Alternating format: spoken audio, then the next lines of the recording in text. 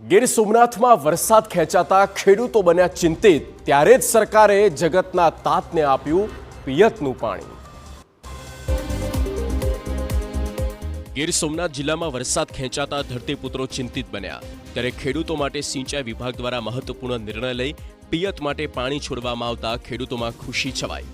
વેરાવળ અને તાલાલા તાલુકાના 18 ગામની 600 હેક્ટરથી વધુ જમીનને આ પાણીથી સીધો ફાયદો થશે। ખેડૂતોનો મૂરઝાતા અમોલને જીવતદાન મળશે। જો પાકને સમયસર પાણી ન મળતા તો ખેડૂતોને મોટો આર્થિક ફટકો સહન કરવાનો વારો આવત।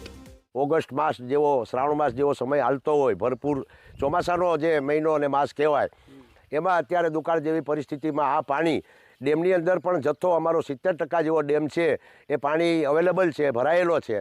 એટલે કોઈ પણ જે સમસ્યા ન હોતા અમારી રજૂઆત અને માગણી અનુસાર અમને સમયસર તાત્કાલિક પાણી આપ્યું ને એનાથી ખૂબ ખૂબ ખેડૂતોમાં આનંદ અને ઉલ્લાસની લાગણી પ્રસરેલી છે। વેરાવળ અને તાલાલાના ખેડૂતોને હિરણ 2 સિંચાઈ યોજનામાંથી પાણી આપવામાં આવ્યું, જેને લઈ સિંચાઈ વિભાગના કાર્યપાલક ઇજનેરનું કહેવું છે કે ખેડૂતોને પિયતના પાણીની જરૂર હતી, જેથી રજૂઆત મળતા ત્વરિત નિર્ણય લઈ પાણી અપાયું છે। ડેમમાં હાલ અત્યારે 980 એફટીએમટી જથ્થો ભરેલો છે, જ્યારે ડાબા અને જમણા કાંઠામાં 100 એમટીએફટી જેટલું પાણી છોડવામાં આવશે, જેનાથી 600 હેક્ટર જમીનમાં લાભ થશે।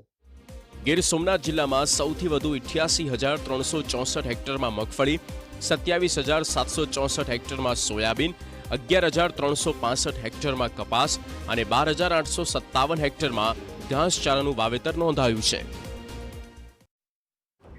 વલસાડમાં